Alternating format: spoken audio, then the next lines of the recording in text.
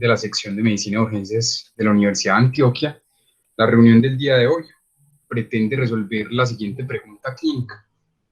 que es respecto al contexto de la reanimación hídrica en cetoacidosis diabética en las primeras 24 horas, qué líquido usar y qué cantidad. Mi nombre es Santiago Quintero, residente de primer año, y recibí la asesoría del doctor Adrián Valverde, especialista en medicina de urgencias de la Universidad CES.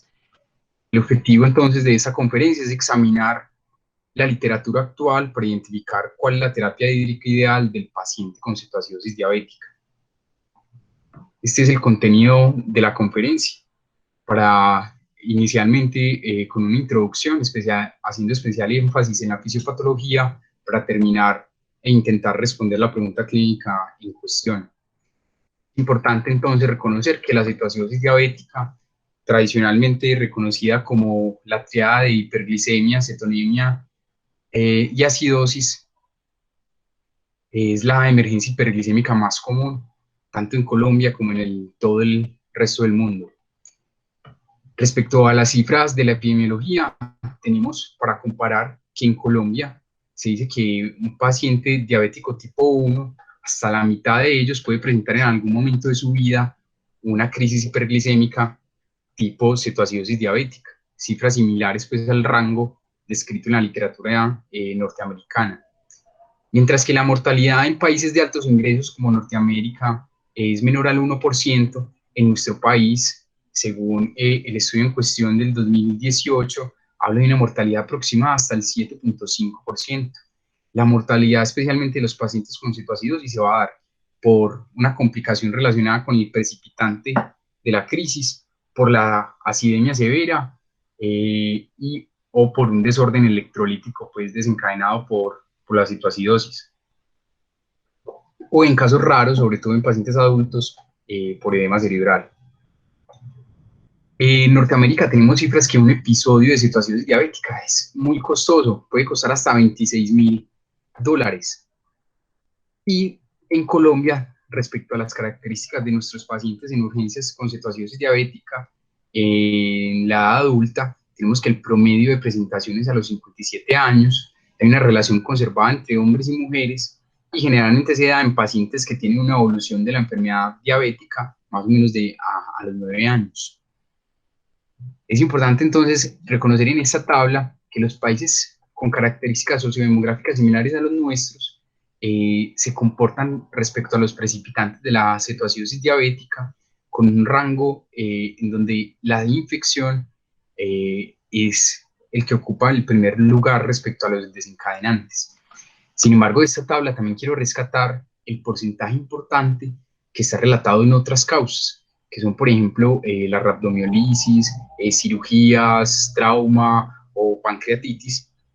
que muchas de estas pues, son enfermedades donde los líquidos endovenosos, que es el tema principal de la conferencia de hoy, tienen un papel preponderante y hacen parte de la piedra angular propia de ese manejo específico. Respecto a la fisiopatología, entonces hay que rescatar unos eventos críticos en la cetoacidosis diabética. El primero es que esos pacientes se desencadena una deficiencia de insulina absoluta, que va a desencadenar un aumento exagerado de las hormonas contrarreguladoras, que va a hacer que la producción de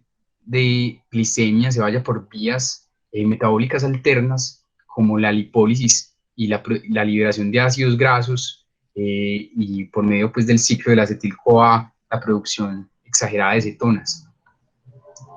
Y también por las otras vías metabólicas se va a producir una hiperglicemia exagerada. Esa hiperglicemia entonces se va a manifestar inicialmente como glicosuria y va a desencadenar un fenómeno conocido como la diuresis osmótica.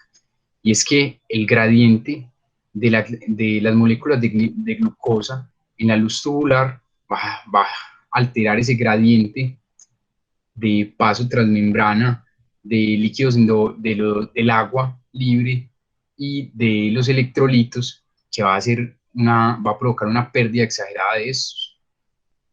También es importante entonces considerar que estos pacientes entonces van a entrar en un ciclo redundante donde van a estar deshidratados, están perdiendo líquidos electrolíticos y electrolitos, eso va a alterar la perfusión de órganos principales, por ejemplo el riñón, que aún más va a acentuar esa pérdida de, de electrolitos vitales. También es importante rescatar la fisiopatología del edema cerebral, donde primero hay fenómenos relacionados con el estado coagulante y proinflamatorio de la citocidosis diabética que genera disfunción endotelial y disminución de niveles de oxígeno nítrico, y por otro lado está el papel importante de este receptor, el NHE1, que se encarga que cuando sensa una alta concentración de hidrogeniones en el espacio extracelular, esto por el gradiente aumenta los hidrogeniones intraneuronales y altera ese gradiente de electrolitos y lleva a que la neurona se llene de sodio y se llene de moléculas de agua. También entonces quiero rescatar para darle validez a una diapositiva posterior, y es que los criterios diagnósticos en las diferentes guías para cetoacidosis diabética tienen pues marcadores realmente pues muy similares. Antes la ADA no interponía el valor de beta-hidroxibutirato en sangre, sin embargo en una actualización del 2019 sí lo agregan como parte de los criterios diagnósticos. También es entonces importante hablar y rescatar las manifestaciones clínicas de los pacientes con cetoacidosis, donde, por ejemplo, el fenómeno de poliuria va a ser un fenómeno inicial de los pacientes por esa diuresis osmótica que mencionamos, y posteriormente por el estado de hipoperfusión, los pacientes pues, pueden evolucionar a anuria. También la hiperventilación, el vómito, hasta episodios de diarrea que pueden desencadenar y acentuar aún más el estado de deshidratación de los pacientes. Entonces, en las guías de práctica clínica está dispuesto cuáles son los objetivos de tratamiento de los pacientes. Entonces, entre ellos están restaurar la depresión de volumen, recuperar la perfusión tisular, alcanzar la homeostasis ácido-base, disminuir la concentración de hormonas contrarreguladoras, los niveles de glucosa y cetonas, identificar y manejar el precipitante de la crisis, y monitorizar y manejar las complicaciones. Como podemos ver, en todos estos objetivos, los líquidos endovenosos pues, tienen un lugar.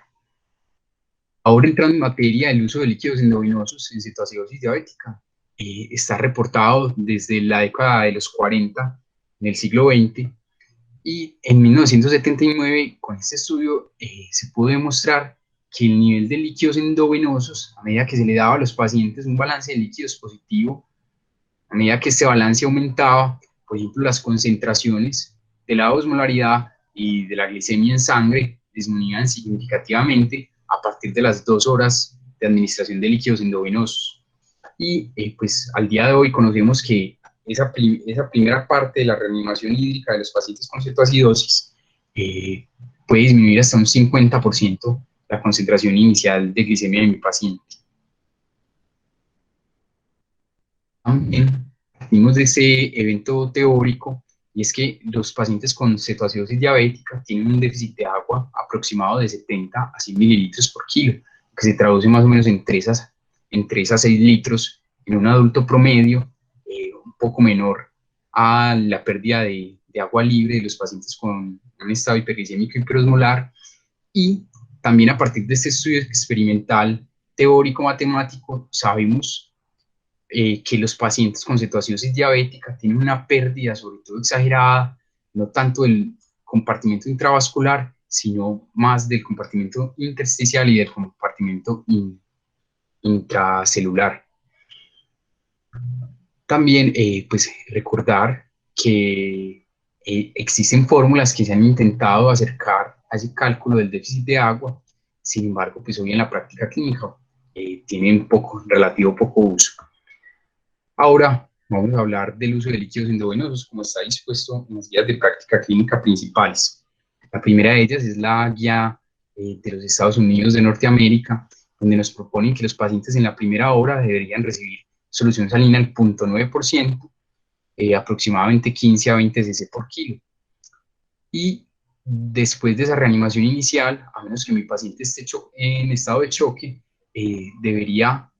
elegir una solución respecto al sodio corregido de mi paciente. Si ese sodio corregido de mi paciente es alto o normal, yo debería administrar solución al 0.45% y solamente si ese sodio corregido es bajo, debería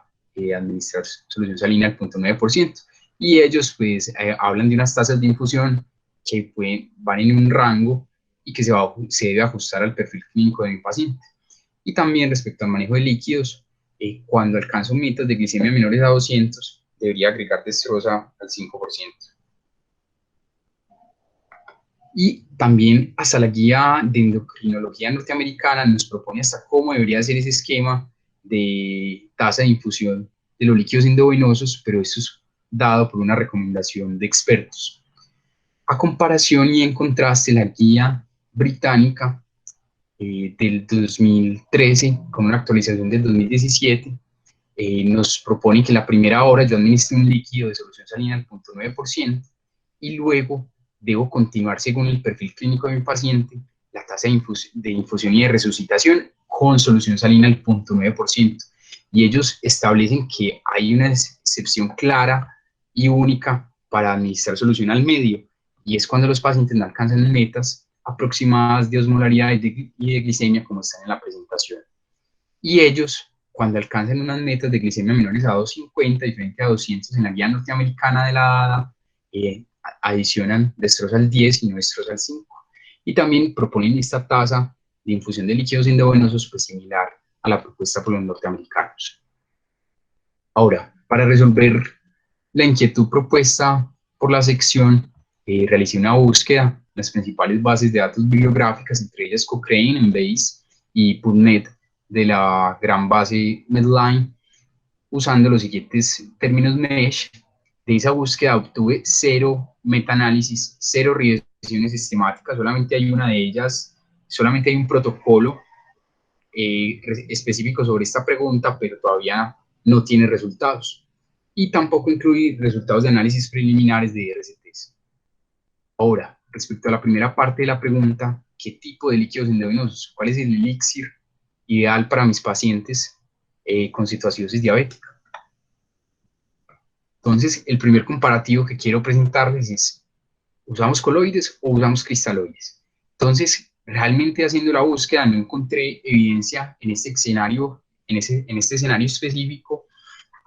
Entonces me voy a las grandes reuniones de los estudios respecto al uso de coloides. Y es en esta revisión de Cochrane del 2018, donde compararon cristaloides versus coloides y encontraron un RR con una heterogeneidad de los estudios entre leve y moderada por este chi cuadrado, RR de 0.97 con un intervalo de confianza estrecho, pero no significativo. Y especialmente se marca la diferencia entre estos dos tipos de soluciones cuando se comparan los desenlaces renales de los pacientes. Por ejemplo, respecto a la terapia de reemplazo renal persistente más allá de la hospitalización, con una heterogeneidad leve,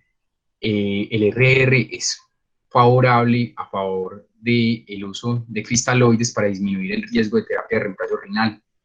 Entonces, los coloides no tienen una contraindicación absoluta en el paciente con cetoacidosis diabética, pero hay claros eventos adversos de origen renal que hacen que uno prefiera usar la solución con cristaloides, que aparentemente son mejores.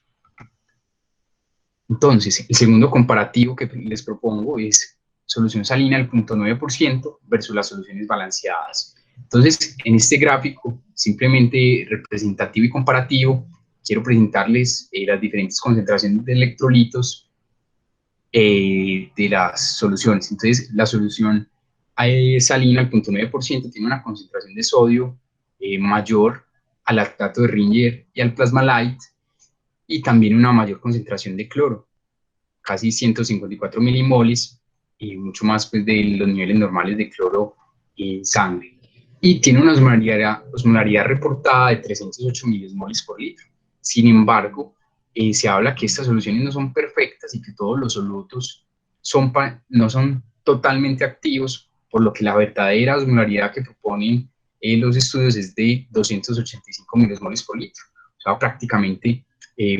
similar a la osmolaridad del suero fisiológico. Y respecto al lactato de Ringer, sí, esa osmolaridad sí se va hacia el límite inferior de la osmolaridad normal. También respecto al pH, es mucho menor en el paciente con solución salina del 0.9% respecto a las otras soluciones balanceadas. Entonces, tenemos una solución salina donde preocupa esas altas concentraciones de sodio y cloro y esa osmolaridad, aunque ya hice la corrección de cuál es la verdadera osmolaridad de la solución, tiene la ventaja de que hay una amplia experiencia en su uso en los servicios, que es barata y fácilmente disponible. Sin embargo, pues se habla del riesgo de acidosis hiperclorímica. Mientras tanto, por el otro lado están las soluciones balanceadas, en donde pues tienen una concentración de potasio que, de acuerdo al perfil clínico, podría ser o no una buena opción, y entre otras pues ventajas como el menor riesgo de acidosis hiperclorímica, y entre otras pues que vamos a desarrollar en las siguientes diapositivas. Ahora, respecto a este comparativo, vale la pena mencionar estos grandes estudios publicados en el New England en el 2018, que es el SALTE, que en 13.000 pacientes en el servicio de urgencias con una enfermedad en estado crítico compararon los desenlaces de los pacientes y encontraron respecto al desenlace primario que los eventos renales mayores a 30 días sin consecuencias a largo plazo tenían una diferencia estrecha y a favor de las soluciones balanceadas, con un intervalo de confianza relativamente estrecho, muy cercano a la unidad y con una P relativamente significativa. Sin embargo, no se encontró ninguna diferencia en los otros desenlaces clínicamente importantes para el paciente, como mortalidad, estancia hospitalaria y terapia de reemplazo renal persistente. Y resultados similares se encontraron en el estudio SMART, que se comparó pacientes, pero que estaban en la unidad de cuidados intensivos, en esos 7.000 pacientes. Sí, los eventos renales mayores no tuvieron la significancia estadística ni tampoco esos desenlaces secundarios ya mencionados. Encontré este análisis por subgrupos reportado en enero del presente año, que es un análisis presentado en una conferencia del Congreso de la Conferencia Internacional para el Consenso de las Sociedades de Medicina de Urgencias. Todavía el estudio no está publicado por completo el artículo, solamente en el abstract. Ellos hacen un análisis de 94 pacientes a los que se le administraban soluciones balanceadas versus 78 con salina al 0.9%, específicamente en el subgrupo de cetoacidosis diabética. Esos pacientes tenían una edad promedio de 29 años, el 83% de ellos eran diabéticos tipo 1, aproximadamente, y los pacientes reciben en las primeras 24 horas 4.000 cc de la solución y quisieron ver esos desenlaces. Encontraron que había una tendencia en el hazard ratio a favor de la resolución de las situaciones diabéticas según los criterios de la ADA en los pacientes que recibían soluciones balanceadas con este intervalo de confianza que sobrepasa que va más allá de la unidad. Y en el desenlace secundario, como la descontinuación de la infusión de insulina endovenosa, los pacientes con soluciones balanceadas fueron más rápidamente descontinuados de esa infusión, como lo podemos ver pues también reflejado en el hazard ratio, con un intervalo de confianza significativo. Ahora, también está este RCT prospectivo doble ciego publicado en el 2011 por Mahler, en donde hacen un análisis por intención de tratar en pacientes adultos con esos criterios de inclusión al estudio de pacientes con cetoacidosis. Evaluaron según la administración en las primeras 4 horas de solución salina versus plasma light, casi 45 pacientes, el desenlace primario de la incidencia de acidosis hiperclorímica. Ellos encontraron que en el grupo de salino normal versus las soluciones balanceadas, en este caso específicamente que son un plasma light 148, se relacionó pues con cambios, o mejor, los pacientes con soluciones balanceadas obtuvieron menores cambios en sus concentraciones plasmáticas de cloro.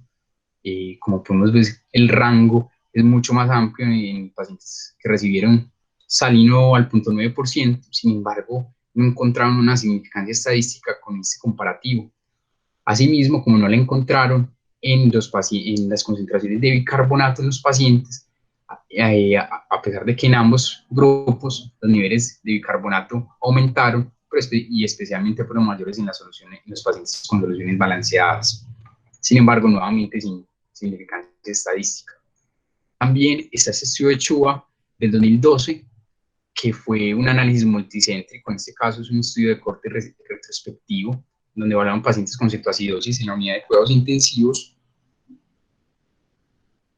y evaluaron las primeras 12 horas exclusivamente, comparar 9 pacientes en el grupo de Plasma Light versus 14 pacientes en el grupo de salina al 0.9%.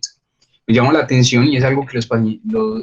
autores no escriben en la discusión ni en las conclusiones del estudio, cómo en los grupos había una diferencia que a mi parecer es significativa respecto a la cantidad de líquidos que recibieron ambos grupos, donde el grupo de salino, el 0.9%, recibió casi 1.5 litros más de la solución.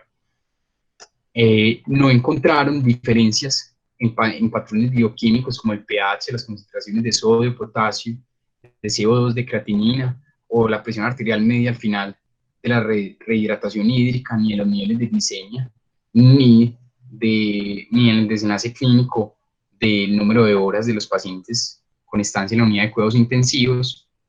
Y lo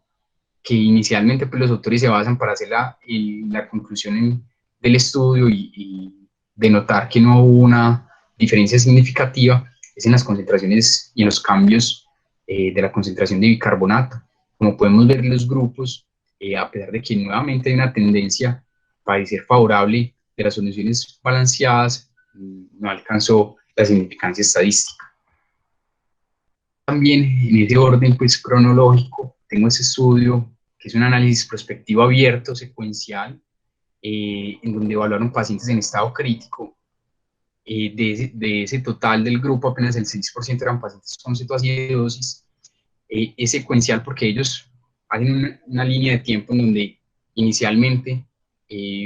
analizaron cómo les iba a los pacientes cuando usaban en sus protocolos solución salina al 0.9% y soluciones coloides, que fue aproximadamente de 760 pacientes, versus un corte en la línea del tiempo, donde en sus protocolos incluyeron el lactato Ringer y el Plasma Light, especialmente vigilando ese desenlace primario, como es la lesión renal aguda relacionada con la solución salina, y encontraron un OR de 0.52 a favor del uso de las soluciones balanceadas, con un intervalo de confianza significativo que no sobrepasa la unidad, al igual pues que ese valor de la P de Pearson, pero no encontraron ningún desenlace significativo en los parámetros clínicos de los pacientes a mediano o a largo plazo.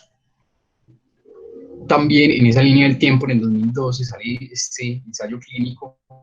de Bansi, en donde pacientes nuevamente adultos con estos criterios de inclusión, pacientes específicamente con cetoacidosis, evaluaron previo a una letralización de 1 litro, una administración de 1 litro de solución salina al 0.9%, cómo le iba a los pacientes, 29 de ellos con solución salina y 28 de ellos con lactato de Ringer. Especialmente ellos querían ver cómo le iba respecto a los cambios en el pH, como desenlaces secundarios, los niveles de electrolitos, la concentración de CO2 sérico y la creatinina. En este diagrama de regresión de Cox podemos ver un hazard ratio con un aumento del 86%, más o menos a los 560 minutos, que es donde los autores pues, hacen este corte del hazard, y no encontraron pues, un intervalo de confianza significativo ni una diferencia significativa entre ambos grupos para los pacientes respecto a la meta de alcanzar un nivel de pH mayor de 7.32. Y también cuando hacen la comparación respecto a los niveles de glicemia, sí encontraron significancia para decir que el grupo,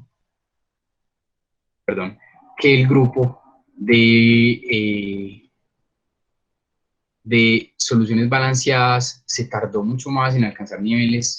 esas metas de glicemia. Entonces, como podemos ver en la línea continua en negrilla, el hazard ratio habla de una disminución de aproximadamente el 62%, a favor, con un intervalo de confidence significativo, de alcanzar más rápidamente metas de glicemia en los pacientes con solución salina al 0.9%.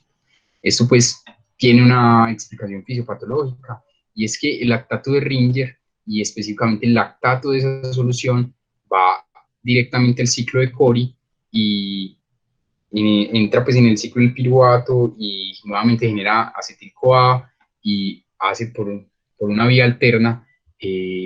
aumentar pues, la producción de glucosa. También está este estudio de Indonesia del 2017 que quiere evaluar los efectos de solución salina normal, entre comillas, o del 0.9%, versus las soluciones balanceadas respecto a la acidosis metabólica hiperclorémica. Entonces, en este análisis prospectivo, que no era cegado a los autores ni a los que analizaban el estudio, en el servicio de urgencias con cetoacidosis, con esos criterios de inclusión, 30 pacientes de edad adulta, compararon apenas 15 pacientes con solución salina al 0.9% versus 15 con lactato de Ringer. A ambos se le administraron en volúmenes similares de líquidos endovenosos, por aproximadamente 6.2 litros, y ellos analizaron a través de el delta de los cambios de la concentración del base exceso estándar, cómo le iba a los pacientes. Y los valores del delta, por ejemplo, a los 24 horas de ese base exceso cambiaron un 5.8 unidades versus 11.3 unidades en el grupo de soluciones balanceadas, pero como podemos ver, los rangos en los que se mueve ese delta son muy amplios en ambos grupos. Miren, por ejemplo, el rango en el que varía en la solución balanceada de menos 20 a más 20, un intervalo bastante amplio. Entonces, nuevamente los autores hablan que con este estudio tampoco es posible definir si hay significancia estadística respecto al efecto teórico de la acidosis metabólica hiperclorímica en los pacientes. También traigo este estudio que es el SPINC del presente año, que este es en edad pediátrica. Es un estudio doble ciego aleatorizado realizado en la India que comparó pacientes con plasma light versus 32 pacientes con salino al 0.9%, y ellos encontraron respecto a su desenlace primario, que era la incidencia o la progresión si el paciente tenía una lesión renal previa de una lesión renal aguda, y hubo un RR aparentemente favorable en el grupo de plasma light, pero pues con un intervalo amplio e impreciso. Y con eso y evaluaron pues otros desenlaces secundarios como la resolución de la cetoacidosis, los niveles de cloromortalidad, terapia de reemplazo renal a largo plazo y días de estancia en UCI. Nuevamente, los doctores no encontraron significancia en estos últimos tres desenlaces, y como lo presenta en la gráfica, en la línea roja, el grupo plasma y en el grupo verde, el grupo de salino al 0.9%, en la regresión de Cox, en la progresión del tiempo, no hubo diferencias entre ambos grupos para alcanzar más rápidamente resolución de las situaciones diabéticas según los criterios de la edad. También, entonces, para terminar este comparativo, también vale la pena apropiarse pues, de nuestro contexto, y vale la pena revisar, por ejemplo, el termómetro de medicamentos y de precios del Ministerio de Salud Nacional, actualización hasta este mes, donde la solución salina, una bolsa de 500 cc, cuesta aproximadamente institucionalmente 68 pesos, mientras que una solución de lactato Ringer cuesta aproximadamente 100 pesos. En el termómetro no estaba disponible el grupo de plasma light, que pues son soluciones mucho menos disponibles generalmente en nuestros servicios. Ahora bien, pasamos al comparativo de usar solución salina al 0.9% versus salino al medio o solución al 0.45. En mi búsqueda bibliográfica no hay estudios para apoyar o refutar el uso a favor de la solución al 0.45 en pacientes adultos. La ADA en el 2009, haciendo una referencia de las guías de la ADA del 2004, donde no especifica claramente dónde proviene la referencia, ellos hablan de que desde el punto de vista fisiopatológico se recomienda o hay un apoyo para usar la solución al punto 45. Entonces, ese apoyo fisiopatológico va principalmente a partir de esta gráfica similar a la que les presentaba al principio. Ese es un paciente normal, sus compartimientos de agua corporal total o disminuyen los volúmenes en los compartimentos intracelulares, y cómo la reposición, especialmente con salino al medio, se asocia a mayor reposición de esos compartimentos intracelulares, dado que esa solución hipotónica, la mayor concentración de agua libre que yo le administro a mi paciente, no se va a concentrar en el compartimento intravascular, sino que mayor proporción va a pasar a los otros compartimentos. Entonces, este es un análisis que proviene de este estudio, si desean revisarlo, que es de 1933, en donde un estudio experimental basado en fórmulas matemáticas en solo 2 pacientes adultos con cetoacidosis midieron las concentraciones de electrolitos séricos extracelulares, claro está, y a partir de ello, pues predijeron cuáles eran las concentraciones y los volúmenes en los otros compartimentos. Y a partir de allí entonces es que se propone el uso de solución al punto 45. Y respecto a la evidencia, entonces vale la pena mencionar este gran ensayo clínico del 2018, que es el más grande reportado por ahora, pero es en pacientes pediátricos, llamado también el PECARN, que evaluaron en pacientes pediátricos desde los 0 a los 18 años, 4 brazos, que voy a mostrar a continuación, para que sea más fácil de comprender, pero su desenlace primario era especialmente el deterioro neurológico relacionado pues, con el edema cerebral, que es la complicación más temida en la población pediátrica. Como desenlace secundario, pues se evaluaron estas otras variables en pantalla. Entonces, los 4 brazos se relacionaba a tasa, a lo que ellos llaman una alta tasa de infusión de solución salina al 0.45 al 0.9%, versus bajas tasas de infusión de 0.45 y al 0.9%, que esto pues lo estimaban respecto al déficit de agua calculado que ellos le asignaban a cada grupo, y respecto a los desenlaces primarios, encontraron un RR de 0.8 cuando comparaban a ambos grupos, pero sin una significancia estadística. Respecto pues, a esos desenlaces neurológicos de los pacientes, respecto a la declinación del Glasgow, necesidad de neurointervencionismo o presencia de convulsiones. Tampoco encontraron otras diferencias respecto a muerte o número de días de estancia en UCI, etcétera. Y en el material suplementario me encontré esta tabla que me parece relevante traerla a cuestión, que es relacionado con otros eventos adversos de origen no neurológico. Y cuando se compara los grupos de 0.45 al 0.9%, que lo estoy señalando en pantalla, que es esta última columna, solamente encontraron una diferencia significativa para menores episodios de hipocalcemia en los pacientes a los que se les daba solución al medio, y no encontraron diferencias, por ejemplo, respecto a la acidosis hiperclorímica u otros desenlaces como hipoglicemia, pancreatitis, arritmias cardíacas, edema pulmonar o falla renal. Y eso pues así es casi que lo único que tenemos realmente importante en la literatura respecto a este comparativo. También podemos hacer el comparativo de la destroza al 5% y la destroza al 10%, después de alcanzar metas en los pacientes cetoacidóticos respecto pues, a esas metas de glicemia. Entonces, solamente hay 2 estudios que nos aproximan a esta pregunta, y es este ensayo clínico de 1989, que en 17 pacientes compararon la administración de por 6 horas de 250 cc por hora de destroza al 5% más 10 unidades de insulina, y destroza al 10% más 40 unidades de insulina, y únicamente encontraron que los pacientes, por ejemplo, respecto a los cambios de cuerpos cetónicos, al parecer ese cambio era mayor en los pacientes que tenían, que se les administraba solución destrozada al 10%, con una significancia relativamente estadística para los autores,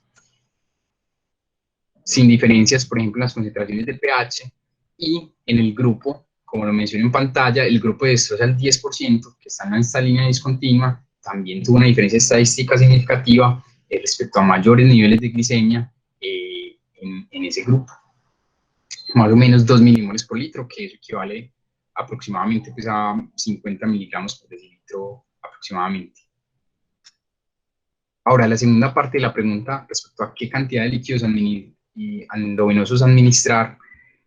solamente hay también dos estudios que nos aproximan a eso. Inicialmente está ese estudio de cortes prospectivo que evaluó en 23 pacientes administrar una tasa de infusión de 1000 cc hora por 4 horas y luego 500 cc hora por 4 horas versus administrar la mitad de esas tasas también en el mismo intervalo de tiempo. Y no encontraron diferencias ni en eventos adversos ni en días de recuperación de los pacientes. Y cuando compararon también las concentraciones del pH, no encontraron diferencias. El grupo en negrilla es el grupo de altas tasas de infusión, ese protocolo 1, y el grupo de líneas diagonales, pues es el protocolo número 2, de menores tasas de infusión. Ni tampoco respecto a las concentraciones arteriales de CO2, que es el marcador pues, indirecto de las concentraciones de bicarbonato, tampoco con diferencias significativas en esas primeras 24 horas. Y también es este estudio argentino, también del mismo año, prospectivo aleatorizado controlado de 27 pacientes, donde compararon durante 24 horas administrar un protocolo 1 de 1000 cc hora versus 500 cc hora en las primeras 4 horas y luego bajar estas tasas de infusión a la mitad por las próximas 24 horas. Relatan los autores, y no lo presentan pues, en gráficas, pero relatan que todos los pacientes se recuperaron de la cetocidosis, reportan 0 muertes, y respecto a los parámetros bioquímicos, que fue en lo que se quisieron concentrar los autores, no hubo diferencias ni en las concentraciones de pH, bicarbonato, de electrolitos, de glicemia o de nitrógeno ureico. Entonces, luego de hacer esta revisión, podemos concluir que la terapia hídrica sigue siendo piedra angular y corresponde a la primera línea de tratamiento en todos los pacientes con cetoacidosis diabética. Y respecto a la pregunta específica de en las primeras 24 horas qué líquidos endovenosos usar y qué cantidad, todavía tenemos evidencia débil en la literatura para responder ambos interrogantes a favor o en contra. Lo importante, y la guía británica sobre todo lo subraya, y es que debemos corregir el déficit de agua en las primeras 24 a 36 horas, y lo que ellos subrayan es que esa hidratación, rehidratación no debe ser agresiva en estos pacientes. Debemos suplir sus pérdidas de agua, pero no de una forma agresiva. Respecto a las soluciones balanceadas, no hay una fuerte superioridad relacionada con líquidos isotónicos, a pesar de la referencia de mayor acidosis hiperclorémica en este grupo final.